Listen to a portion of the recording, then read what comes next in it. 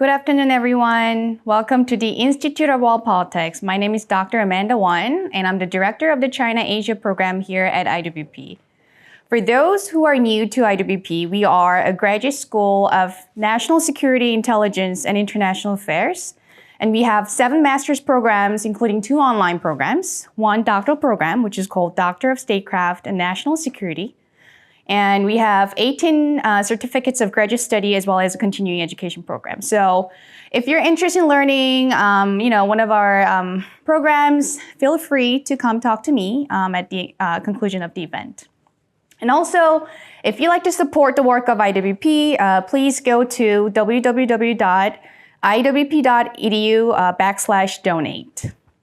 And today, as part of the Asia Initiative lecture series, we have Mr. Bruce Klinger, who will be presenting a lecture on the North Korean threat and allied policy options. Mr. Bruce Klinger specializes in Korean and Japanese affairs as a senior research fellow for Northeast Asia at the Heritage Foundation's Asian Studies Center. Mr. Klinger's analysis and writing about North Korea, South Korea, and Japan, as well as related issues, are informed by his 20 years of service at the CIA, as well as the DIA. Mr. Klinger, who joined Heritage in 2007, has testified before the House Foreign Affairs Committee, the Senate Select Committee on Intelligence, and the House Permanent Select Committee on Intelligence. He's also a frequent commentator in U.S. and foreign policy media. His articles and commentary have appeared in major American and foreign publications, and he's a regular guest on broadcast and cable news outlets. He's a regular contributor to the international and security sections of the Daily Signal. From 1996 to 2001, Mr. Klinger was CIA's Deputy Division Chief for Korea, responsible for the analysis of political, military, economic, and leadership issues for the President of the United States and other senior U.S. policymakers. In 1993 to 1994, he was the chief of the CIA's Korea branch, which analyzed military development during a nuclear crisis with North Korea. Mr. Klinger, thank you very much for having us today, and we look forward to your presentation. All right. I can't keep this thing. There you go. There you go. All right. Okay. All right. Well, thanks very much. I cover, as we heard, North and South Korea and Japan, which is sort of geographically a small part of the world, but strategically very important, and has been very busy, or seems to always be busy, but particularly more recently. Last year we had North Korea do a record number of missile launches, 70 or more depending on how you count them. And then also Japan issued 3 very important national security documents, the first national security strategy in a decade. And then also President Yoon issued South Korea's first Indo-Pacific strategy last month. So things have been quite busy.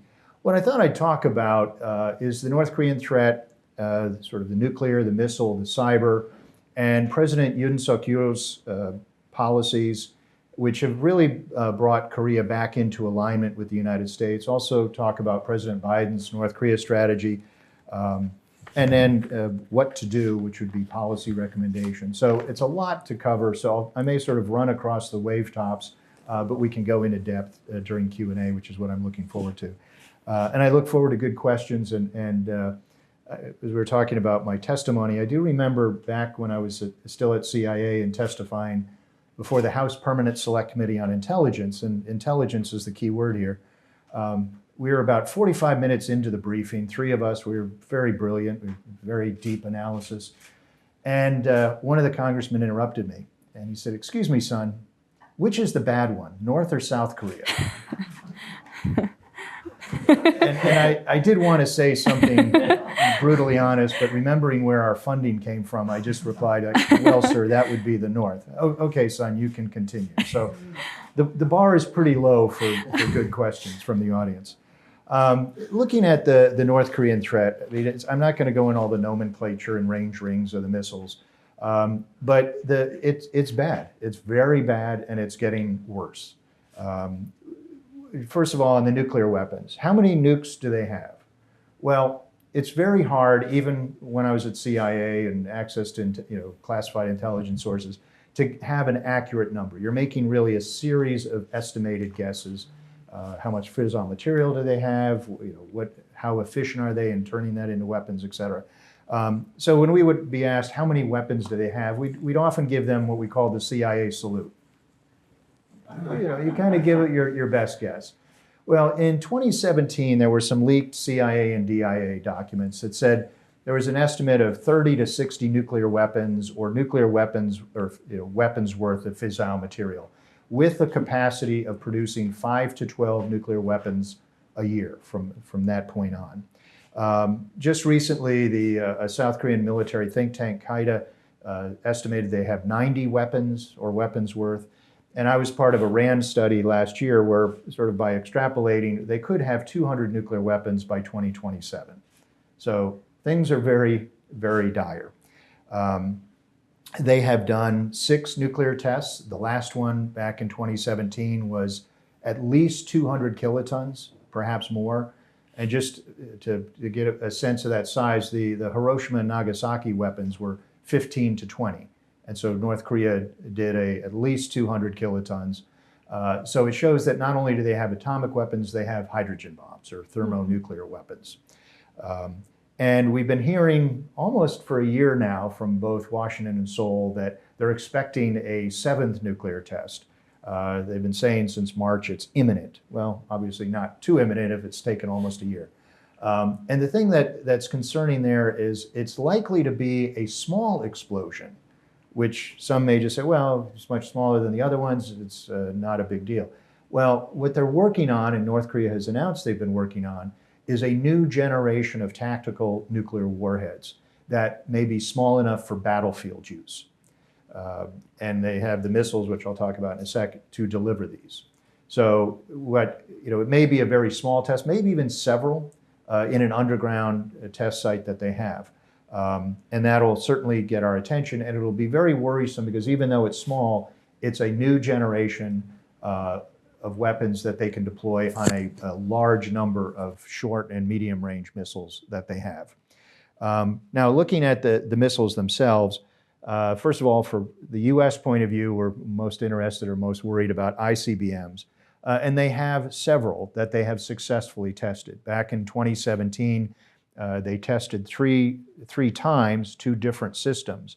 And what they've been doing often with their missile launches is they fire them almost straight up, very high, very lofted trajectories, so as not to fly over surrounding countries, which would be Japan.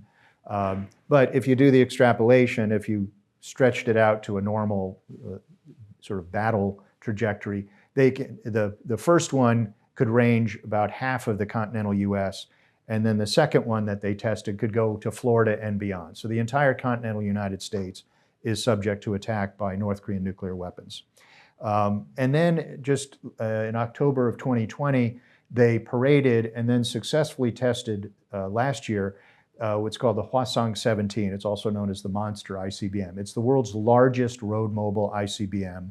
It's assessed to probably have 3 to 4 warheads. The other ones all have 1. And what's worrisome is that they can have multiple warheads on this missile. And also they showed that they can now indigenously produce these very large transporter erector launchers. Up until then, they were limited by 8 very large logging trucks that they had bought from China, which they converted to carry, instead of very large logs, very large missiles. And they kept adding axles as they kept coming up with new ICBMs. Well, at a parade back in 2020, and then again more recently in this month, they've shown that they can indigenously produce these. And what they did is now they've shown in the last parade 11 or 12 of these Hwasong-17s. So that's a lot of warheads. And they also displayed what we think is a solid fuel ICBM, probably still a prototype. But we only have 44 ground-based interceptors based in Alaska and California to protect the American homeland. And the US has said we're likely to target several, perhaps 4, at each incoming warhead.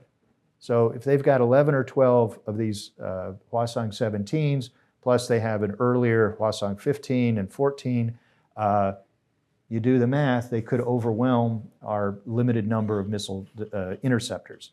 And then with this new solid fuel, And the advantage of a solid fuel is it doesn't have to be fueled. It's already fueled at the production factory. With the liquid fuel, which the other ICBMs are, maybe they can fuel them, in a road tunnel or in a facility, or they may have to go out into the field, erect it, and then it can take quite some time to fuel it, which gives us time to identify it and target it. The solid fuel, you can put it out there and fire it fairly quickly. So it's very concerning, the number of warheads they have, the number of ICBMs they have, as well as now these more launchers. And the launchers are important because now they can send more missiles out in the field without having to come back and reload. So it's very worrisome. Now, below the ICBM range, they have lots of short range, medium range, intermediate range missiles, as well as submarine launched ballistic missiles.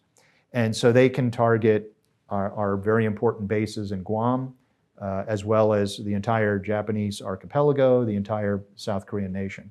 And in the last 4 or 5 years, they've revealed at least a dozen or more new sort of short range and medium range missiles, each one more capable than its predecessor. They're mobile, and not only road mobile on trucks or erector launchers, they've also demonstrated a train-launched missile, and then more recently, a missile that they launched from under a reservoir lake.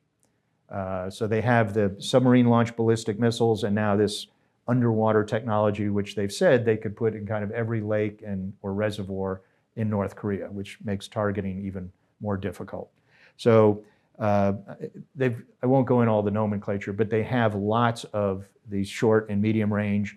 The intermediate range, not only what's called a Hwasong-12, but a newer, a more capable variant. So they're mobile, they're very qualified, or whatever, improved over their predecessors. Some have maneuverable warheads, which will enable them to evade ballistic missile defenses. So they have hypersonics, which can fly low and fast, and they also have maneuverable warheads, which can kind of evade missile interceptors. So all of it is very, very worrisome. They can target all of our forces in South Korea and Japan, obviously the South Korean and Japanese forces, as well as cities. Last year they released a new nuclear doctrine, which the media depicted it a lot of drastically different. If you've been following North Korea for a while, it was really not that different from what they've been saying for the last 10 years. But what they made very clear is by sort of codifying their statements in a new law, is that the weapons are not only for deterrence or a retaliatory to what they would see as a US or South Korean attack, but also for offensive purposes, including preemptive attack. And they identified a number of scenarios where they may launch first, even if they perceive or misperceive preparations for an attack on North Korea. And because they have very poor reconnaissance capabilities, the concern is not so much that Kim Jong-un, the leader, is going to wake up someday and say, okay, let me launch a nuclear attack on South Korea. We're more concerned is that it could either be sort of inadvertent escalation or misinterpretation. So when we do, say, military exercises and they list a 8-page statement of, we're very worried, this shows the Americans are just about to attack us, why else would they have aircraft carriers, et cetera, in the region? Are they just saying that to try to blame us for raising tensions, which we do those exercises in response to their actions? Or do they really perceive that we are about to attack, even though we're not? Would they push the button based on a misinterpretation of actions? Or if there's some incident, say along the demilitarized zone, and it sort of escalates back and forth, we could be in a major conflict, again, based almost on a mistake. And could that be possible? Sure. What happened back in, I believe it was 2015, North Korean special forces infiltrated across the demilitarized zone, planted some landmines which injured 2 South Korean soldiers. South Korea retaliated by putting back into place these loudspeakers which had anti-regime propaganda. North Korea launched 13 artillery shells against these loudspeakers, didn't hurt anyone, and so South Korea said, well, under their then policy, they had a 3-for-1 retaliation, so they decided, well, we'll send 39 artillery shells in response, and since no one was hurt, we'll just pick an empty field and send 39 shells. Later, the UN command did a study and realized there were no 13 incoming artillery shells. Older South Korean counter-battery radar had misinterpreted a lightning storm in the region as 13 incoming artillery shells. So the North Koreans, having not done anything, might have said, these crazy South Koreans just launched 39 shells for no reason. What if they had retaliated? You could have had this tit-for-tat escalation. Anyway, so if it happens on the DMZ or conflicts on the West Sea, as often happened, you could have kind of this inadvertent stumbling into a major war, including with nuclear weapons. So, as I said, with this new doctrine, what it does is it sort of lowers the bar for when North Korea may use nuclear weapons. They identified not only would they perhaps initiate a preemptive attack if they perceived a US or South Korean preparations for a nuclear attack, but even a conventional attack. So it's, the danger is inadvertent escalation.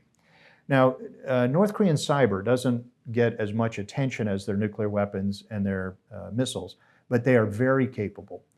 They are, according to US intelligence, perhaps one of the top 3 or 4 nations in the world capable of cyber attacks. And I remember back in 2014 doing interviews when they did the attack against Sony Pictures, if you may have heard about it. And what they were doing was cyber hacking Sony because they were about to release a comedy called The Interview with Seth Rogen and I forgot the other actor, but it made fun of their leader, Kim Jong-un, which they take very seriously. So they hacked into Sony, did a lot of damage. They also threatened 9/11 style attacks against any movie theater in the US that released this movie. So Sony didn't release the movie except online. And so I remember doing interviews where inevitably they would put the pretty famous nighttime satellite imagery photo behind me where you see South Korea and Japan and China ablaze with lights and very few lights except in the capital of Pyongyang. They're saying, look, these guys can't even keep the lights on. How can they do something as sophisticated as a cyber attack? Well, they can. And so what I noticed is when I did a study of cyber about a year ago of North Korea, they seem to have started their cyber attacks in 2007 and had gone through what I had identified as 6 different phases. So initially it was sort of espionage or disruptive activities. They got into the South Korean Ministry of Defense. They got into US Forces Korea. They got access to at least part of our war plan, which is a response to a major North Korean attack on us. They've gotten into South Korean defense contractors and stolen the plans for parts of their aircraft, missiles, et cetera. They've also gotten into civilian nuclear power plants in South Korea and India. And they targeted US government systems as well as South Korean. The second phase was what I call cyber terrorism, not only the Sony hack, but anything that was perceived to be a threat against the regime or even just anything that was insulting. So after the Sony hack that Sony pulled it off any kind of distribution in theaters, there were 2 other projects that were shelved. BBC was going to do a TV series focused on North Korea. They canceled it. There was also going to be a comedy movie with Steve Carell. They canceled that out of fear of what North Korea might do. They also did a lot of ransomware attacks. They had one called WannaCry where it was worldwide, but in the UK it really affected their national health system. About half of their hospitals were affected. They weren't able to send out ambulances because the computer system was down. And it was all sort of we'll release your computers if you pay us money. A third phase was cyber bank robbery. And sort of the very famous case was they were able to get $81 million from the Central Bank of Bangladesh, including having 5 of these bank transfer statements that were approved by the Federal Reserve Bank of New York. And they would have gotten away with $1 billion if someone hadn't noticed some typos in some of the other bank transfer requests. And what they did is, as they often do, is they'll do what's called social engineering attacks, where it's, hey, employee of the Bank of Bangladesh, we think you'd be a good addition to our bank. Maybe you could come work for us. We'll have some exchanges, some emails. We'll send you a LinkedIn account, which looks very legitimate. Some cases they'll have interviews virtually in perfect English. And by about the 5th or 6th email, oh, just click on this link. Well, then now they're in that person's computer, and then they, over an 18-month period, they got access to more and more secure computer systems of the Bank of Bangladesh. And then when they did the bank robbery, they timed it so that there was a 3-day holiday in Bangladesh, a 3-day holiday in New York.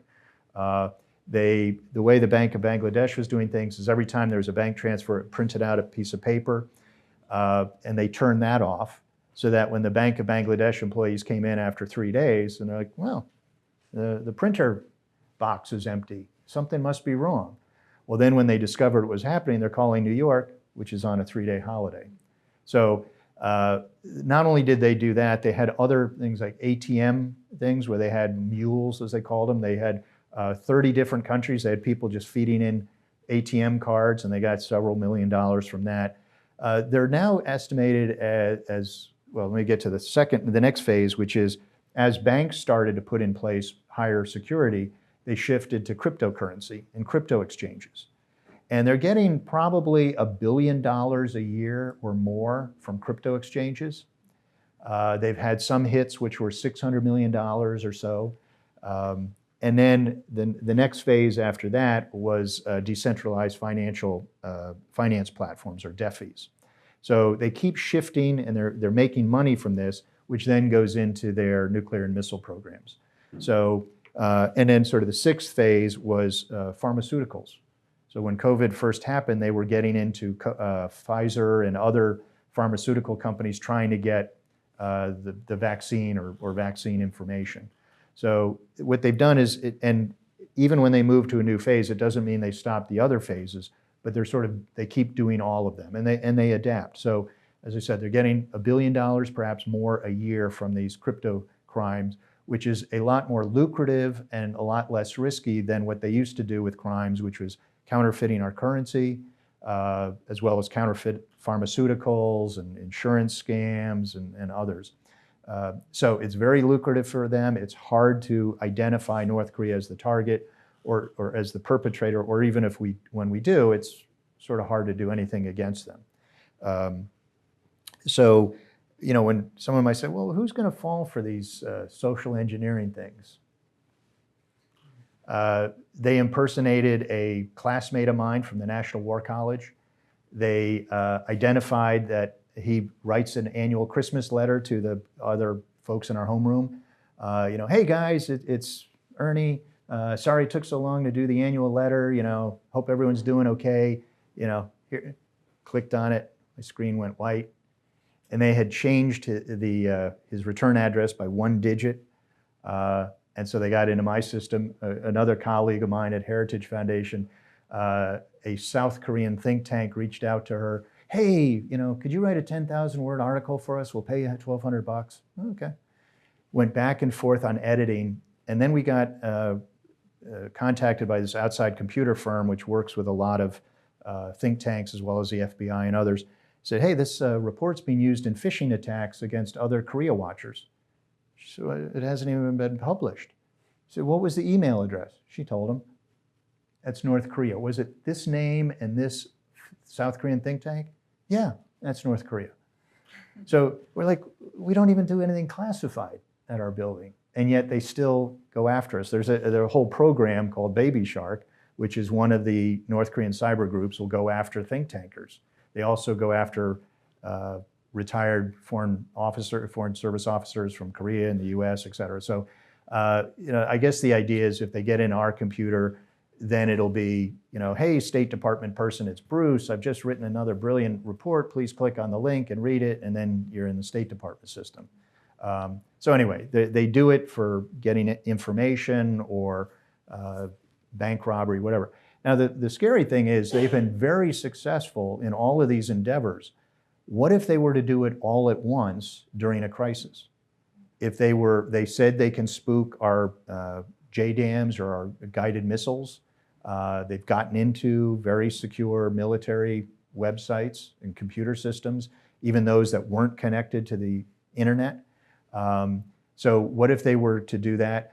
The South Korean intelligence service has warned that they've gotten into systems which control the speed of trains in South Korea.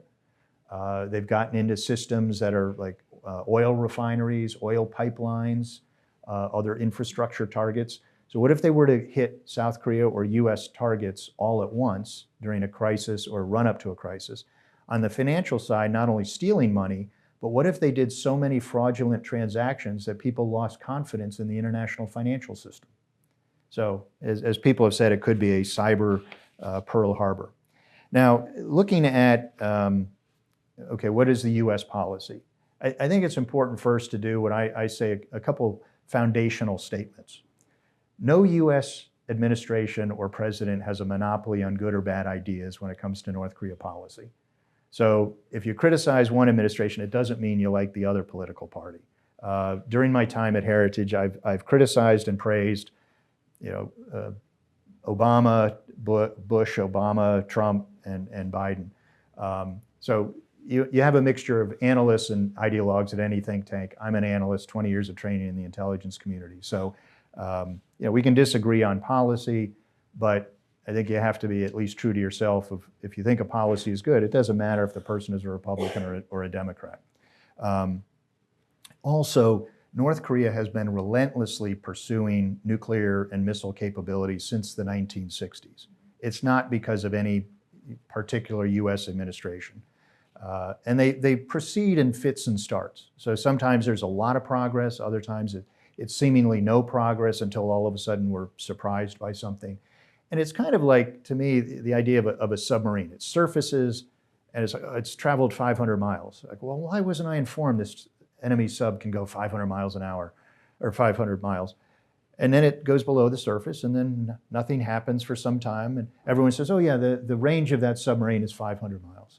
Well, then later it surfaces again at 1,000 miles and everyone's surprised because everyone told me it could only go 500 miles.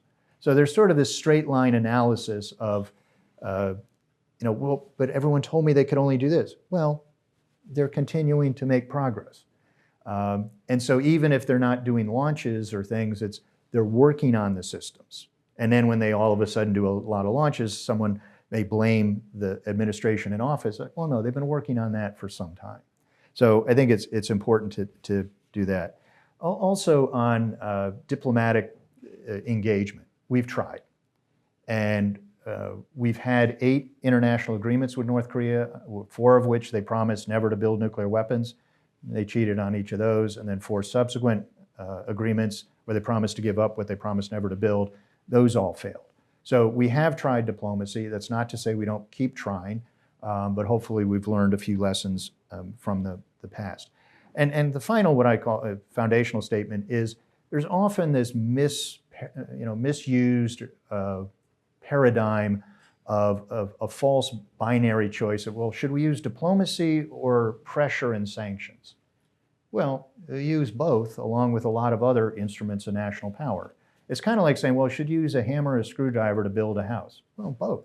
Sometimes one is more appropriate, sometimes the other, but you use all of those along with other tools. So we need diplomacy and information operations, military deterrence and defense, economic pressure and incentives, as well as some other issues. So, too often you hear, I think, well, sanctions have never worked, let's abandon them and let's try something new like diplomacy. Well, as I said, we've had 8 international agreements. The 2 Koreas have 253 inter-Korean agreements. That didn't moderate North Korean behavior. Again, not to say we don't keep trying, but don't apply a higher standard to sanctions than diplomacy. Also, sanctions or law enforcement measures have a number of objectives. So it's, I'd say there are 5. One is you're enforcing the law, U.S. laws against financial crimes, UN resolutions against North Korean military or nuclear missile actions, violations of previous UN resolutions. You're imposing a penalty when someone breaks the law. You rob a bank, you go to jail. You commit financial crimes in the U.S. financial system, you get sanctioned, or law enforcement measures. 3, it makes it harder for North Korea to import items they need for their illegal nuclear and missile programs, including money from illicit activities. 4, it makes it harder for them to proliferate technology or weapons. And 5, along with all the other tools, you're trying to alter their behavior. So where are we with Biden? When about a year after they came in office, so about a year ago, they revealed to some degree their North Korea policy. There wasn't a lot of details as to sort of what would be the parameters of a nuclear agreement with North Korea. And as they said, well, look, we want to reveal that to the North Korea instead of negotiating through headlines. We don't want to publish our negotiating plans in the paper. We'd rather sit down with North Korea, and that's part of negotiations. And since North Korea has refused to have any kind of dialogue with the US, South Korea, or Japan, we don't know what the parameters of an acceptable deal for Biden would be. They won't talk with us. The last real US North Korean meeting was October of 2019 under the Trump administration. So we've tried to have meetings, not even negotiations, but just meetings, and they refuse. So we don't really know on the diplomacy side, other than them trying to have meetings, what an agreement might look like. On the sort of the military side, the Biden administration has gone back to a more traditional, bipartisan, long-standing U.S. View of alliances. Instead of seeing them as transactional relationships, as President Trump did, trying to make a profit off of our sons and daughters stationed overseas, Biden goes back to the bipartisan idea that alliances are in U.S. strategic interests. They serve our own strategic purposes, stability in the region, et cetera. And then for having forces deployed overseas, it's like having policemen walking around in a bad neighborhood trying to prevent crime rather than sitting back at headquarters eating donuts and then responding to a crime. So, and also we've, in the last year, we've resumed military exercises that were canceled by Trump in 2018 to the great surprise of our allies and the Pentagon and the Secretary of Defense and the U.S. Forces Korea. He didn't like them. He thought they were too expensive. So for four years, we degraded our allied deterrence and defense capabilities. But this past year, we've resumed them, and also what's called rotational deployment of U.S. strategic assets, which are nuclear capable platforms, such as aircraft carriers or nuclear bombers, et cetera. And we've also stopped sort of the insulting language toward our alliances that was in the last administration. So the alliances are in much better shape right now, not only diplomatically, but also militarily than they were the last 4 years or so. How about the Korean policy? Yoon Suk-yeol was inaugurated in May, and he's conservative. His predecessor was progressive. And there was a lot of strains in the U.S.-South Korean relationship under the previous president. He had a very different view of how to approach North Korea, a very different view of, he's much more critical of Japan, which is our other critically important ally in Northeast Asia. There's a lot of history issues between Japan and the Koreas. So President Moon Jae-in had what we would see as a overly soft, overly conciliatory approach towards North Korea, very overly aggressive approach towards Japan, very timid approach in pushing back against Chinese transgressions, either their human rights violations or incursions into the other territorial waters in the East and South China Sea. So Yoon Suk-yeol came in, and we're on the same page. The paragraphs are in the same order, the sentences are in the same order. All of his statements are really just music to our ears. All the Korea watchers were kind of giddy with excitement because it's much more in alignment. He ended some of Moon's pushes for what we would see as a premature transfer of operational control of their forces, end of war declaration, et cetera. Now, with Yoon, what we've seen, and you may have read about, all of a sudden there's now a much stronger push in South Korea, or advocacy for them going nuclear, South Korea going nuclear, or putting US nuclear weapons back into Korea that were removed in the 1990s. The US is against that, and there's a lot of discussions going on behind the scenes. And I was in Korea last month and then twice in December. But it's an issue that really has moved from fringe advocacy to really mainstream discussion. For I don't know, 10 or more years, there were some that were advocating those nuclear options, but you could really dismiss them because they didn't really represent a big part of the public or certainly the government. So the Yoon administration, even though officially they're saying we have no interest in those, the two nuclear options, US nukes going back in or South Korea going nuke, they just want more transparency, more involvement in nuclear planning, maybe nuclear sharing. And if you talk to Korean government officials, there's some differences, maybe a little bit of conditionality in the approach. But it really is an issue that is sucking the air out of the room in meetings in Seoul and also increasingly in the US. But sort of other than that, and that was also fueled by President Yoon made some statements or misstatements which were quickly corrected by his administration, senior ministers saying, well, that's actually what the president meant to say. So that's leaving US government officials, US experts, sort of with the quandary of, well, is he misspeaking? He has a habit of misspeaking. He was having informal press conferences where he kind of stumbled a couple times and they canceled those. It's, highly technical issues. He doesn't have a background in foreign policy or security policy. He was a prosecutor for his career. So is it just, you get things wrong if you try to talk about something you're not well versed in? Or is it sort of, he's playing to the 71% of the public who advocate a South Korean nuclear weapon? Or is he deliberately misspeaking in order to pressure the US to do more on nuclear planning involvement, nuclear sharing? We don't know. But it's causing a bit of tension right now between Washington and Seoul. But other than that, we are very pleased with his approach towards North Korea. It's more conditional.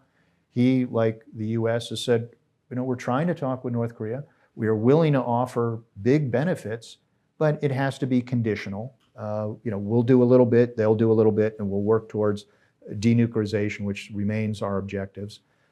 It will be incrementally implemented, but as long as they're not talking with us, there's nothing we can do. And we also like that he is trying to improve relations with Japan, trying to work through these very difficult, very contentious historic issues. It's tough, but we're seeing a resumption of some of the trilateral military exercises, which is great for all three of our countries. And we're also pleased that he's pushing back on China to some degree. He's pledged that Korea will play a larger security role in the region, the Indo-Pacific region, and we'll see how far he goes in that. He doesn't want to needlessly aggravate the dragon. So I think the Yoon administration will do more for capacity building or military exercises or involvement in Southeast Asia, the Pacific Islands, than his predecessors. But because they're not going to be announced as anti-China actions, it may be hard to discern how differently Yoon is from his predecessors. They may do more, but since it's not announced as, okay, these are the 10 anti-China things we've done this year, it may be harder to see if he is actually different. So I've been going on quite a while. I haven't gotten to what we should do for policy, but why don't I open it up for questions? We can get in any or all of those.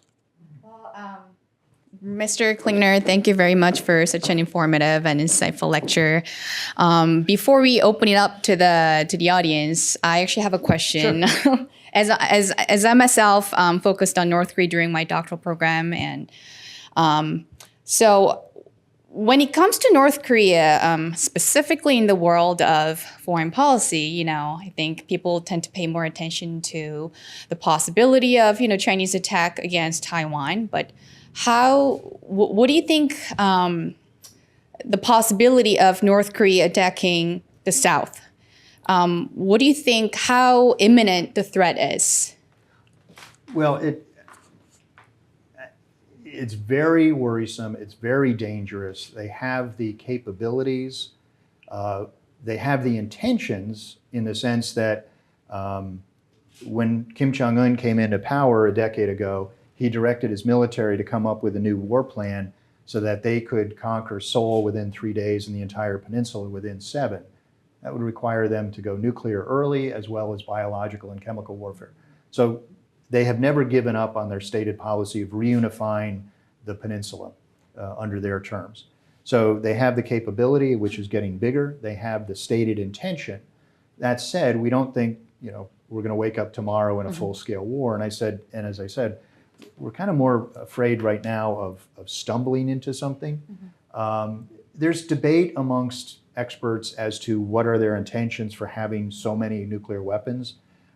They say it's because of our hostile policy, that they are building all these to deter us. Well, we didn't attack them for decades, even when they didn't have nuclear weapons. So they're developing more nuclear weapons than would be needed for deterrence. So does that mean they're building a capability, some would say, to invade?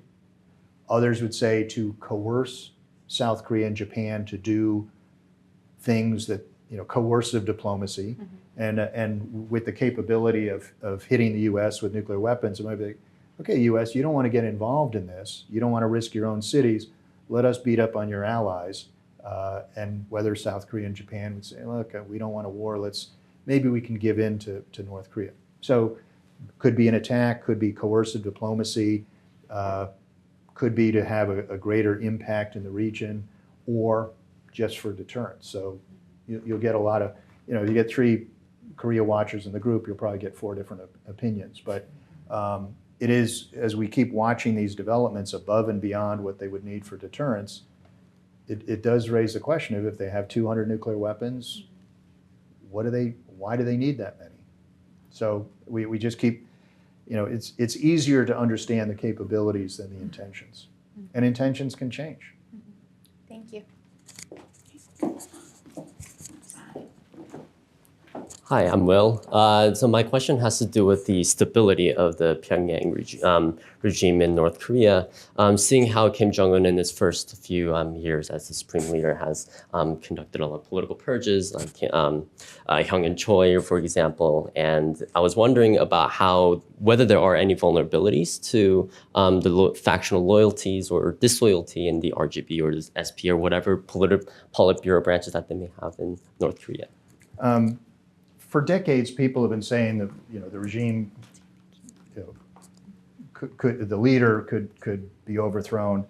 I've kind of flippantly have said, well, if you say North Korea is stable, you're going to be right 99 times out of 100. Now, you're going to be really wrong that 100th time, but up until then, you're going to be right. So, over the decades, there have been rumors or reports of attempted coups, attempted assassinations, et cetera. But all 3 leaders have outlived those predictions. With Kim Jong-un, there were some predictions when he came into power in December 2010, 2011, I think, that, a second dynastic succession couldn't possibly work.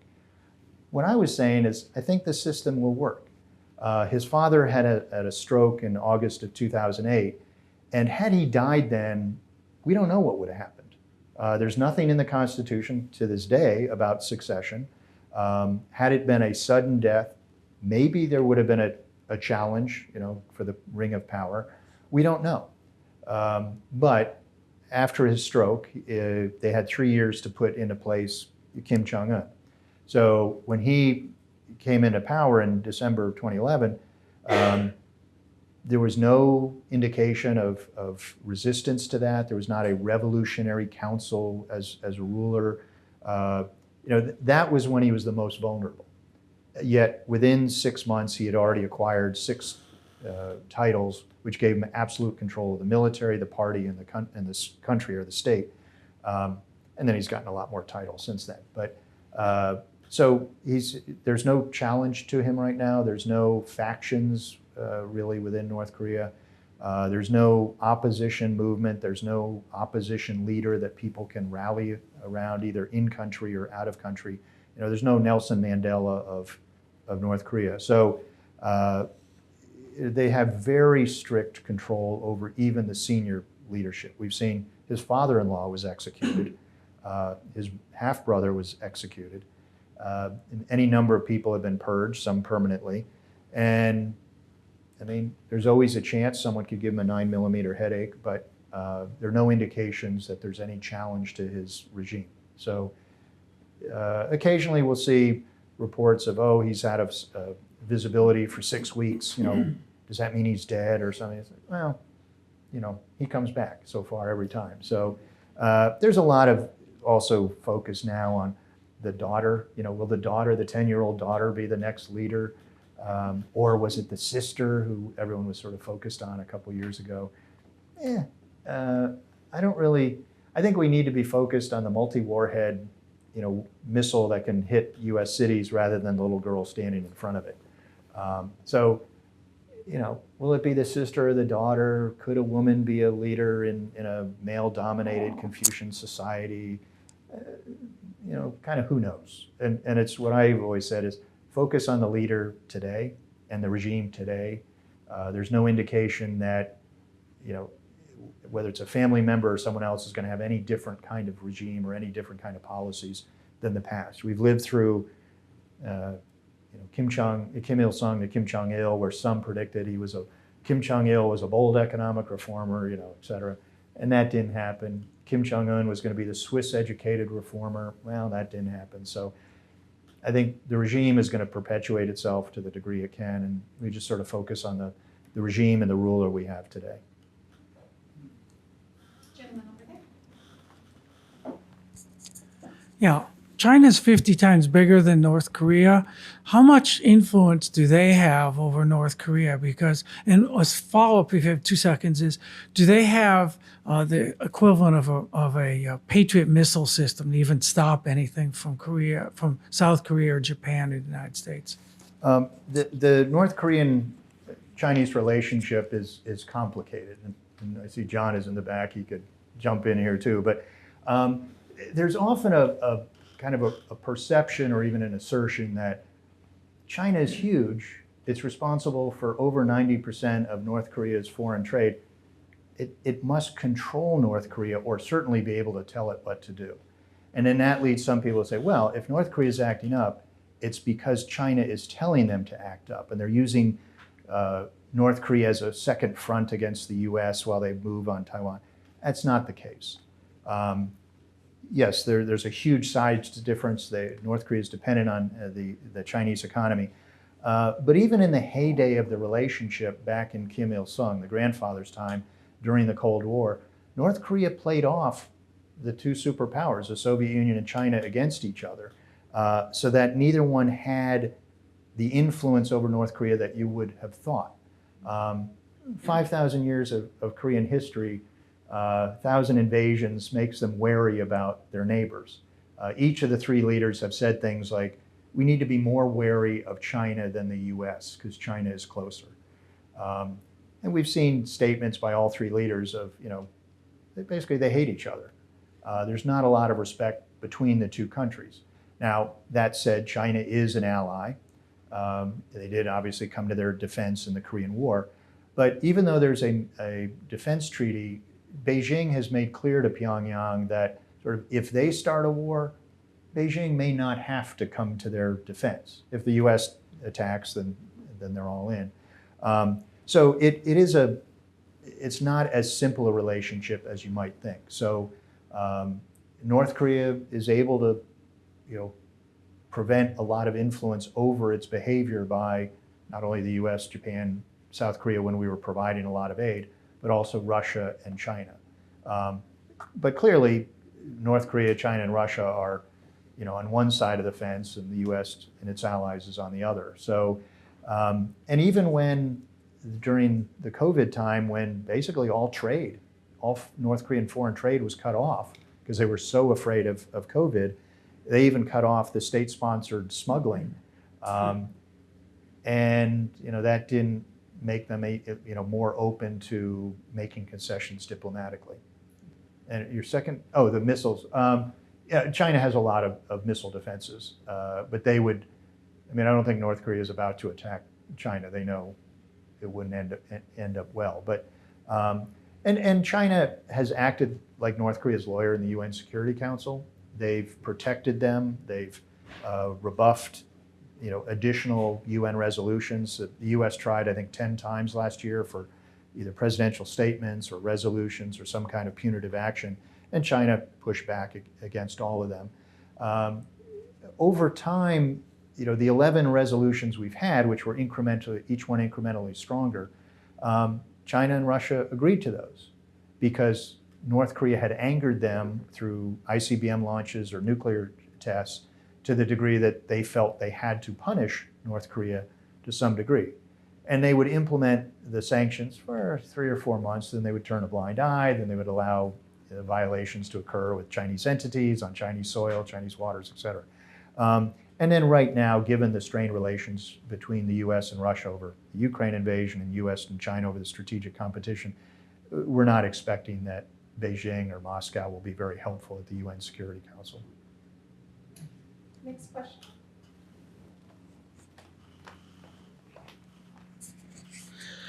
First of all, thank you for your comments so far. Sure.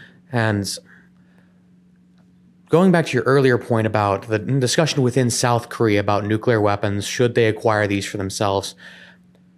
Obviously, there are a great many obstacles that they would have to face within their own country and the international community to obtain those. But if they were to decide that was worth the cost, what would a South Korean nuclear arsenal look like? How large would it be? What methods of deployment, et cetera? Right. There's, even amongst the nuclear advocates in South Korea, there's not a consensus as to why are they building them. Is it, well, you have to nuclearize in order to denuclearize. If South Korea goes nuclear or threatens to do so, then that would drive North Korea back to the table, or China would be so nervous about having a nuclear power close to it that they would push Beijing or Pyongyang back to the table. Or is it, hey, America, you want us to have more bullets, tanks, missile defenses to be a good ally? Why not more nuclear weapons? Shoulder to shoulder, increase the deterrence against North Korea, or if necessary, defense, or to be more independent. Progressives or liberals tend to want to move away from the alliance with the U.S. So would it be, oh, well, if they can have their own power, then they can downplay the alliance and what they see as an over-reliance on its relationship with Washington. So there's not an agreement.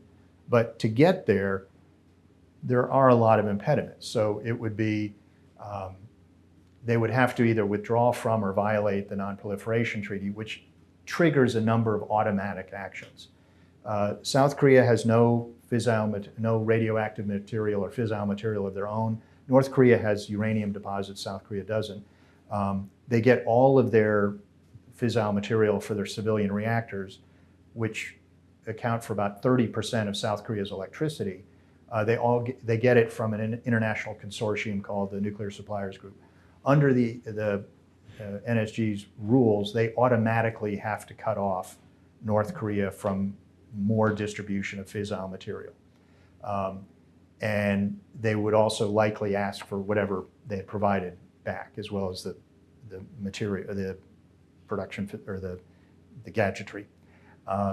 Also, it would take some time for North Korea to develop not only just one weapon, but enough to be a deterrent against North Korea. So that would be however many years of draining their reactors to get the fissile material, and then you've got 30% less production, electricity production for several years, which has a huge impact on their economy. Also, if they were to test, which you would think they would have to, not only to prove a design, but to demonstrate a credible deterrence to North Korea, that would invoke the Glenn Amendment, which requires the U.S. to cut off economic and military assistance. There's no presidential waiver. It would require joint or a majority in both houses of Congress. It's just, there are a number of things that it triggers. And it would certainly cause strains with the U.S., et cetera. So to get to that point, there are a lot of costs. And then there could be a feeling in the U.S. of, all right, well, you're doing this because you don't trust us. You're on your own. I mean, would it be an alliance breaker? That's a matter of debate. When they did have a covert program, the U.S. curtailed it by saying that is an alliance breaker, and then South Korea stopped. Would we break the alliance over it today? You can make arguments of why would we do that to ourselves, et cetera. There's a lot of debate going on. But some have said, oh, they only need a few to be a deterrent, maybe a few on a submarine, which they don't have yet. Or others have said, no, we need as many as North Korea has. So it's an issue, like I said, that has been out there for some time, but has now moved from the fringe to the mainstream. But as much as some of the folks who are advocating it are pushing for it, there's not a delineation of what is the purpose, how many, how would you get there? Would those be integrated into the Combined Forces Command, which is the U.S.-South Korea Command, or would they be separate? And if they're under CFC, well, then they're under U.S. control as well, because the commander of Combined Forces Command reports to the military committee, which is the national command authority of both countries, including both presidents. So a lot of kind of, what do you mean by this? Right now, it seems to be more of a, I want this. And there are a number of, I'd say, 4 drivers for this. One is the increasing North Korean threat. They're nervous. And there's less belief that we can get denuclearization through agreements. So it's like, look, as the numbers go up, they're more nervous. 2 would be, would you Americans really defend us? Would you really trade Seattle for Seoul? Now that they can hit US cities, would you really live up to your agreement? 3 would be 2024 presidential election results. Fearful that if Trump comes back in, that he would carry out his threats to remove US forces from South Korea and other things. And 4 is sort of national pride or wounded pride of, the UK and France have nukes. Why not us? There are 5 NATO nations that have dual capable aircraft where they can deliver US weapons, even though they have no control over the weapons themselves. Why, if Belgium can do that, why not us? You accepted the UK, you accepted France. You only punished India for violating the Non-Proliferation Treaty for 3 years, so we're a better ally than that. So there's a lot of arguments to and fro. It's a very complicated issue right now. Well, due to the time limit, we'll just take one more question. Thank you for that very interesting and informative presentation. My question is, does North Korea have good reasons to worry? Are these threats or perceived threats likely real? The quick answer would be no. But in 2017 and 2018, President Trump was threatening a preventive attack on North Korea. Now, the U.S. has always had on the books, retaliatory, as well as a preemptive attack. And the idea of, if we have really good intelligence that North Korea or another nation is, we think, about to attack us with nuclear weapons, we might do a preemptive attack.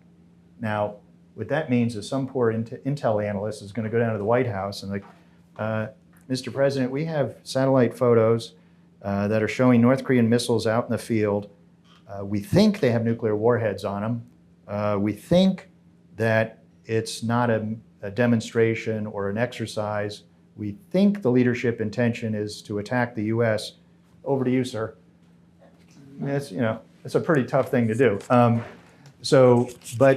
during 2017, 2018, Trump was saying that we were moving to a preventive attack to prevent them from developing the ICBM capability that they already had.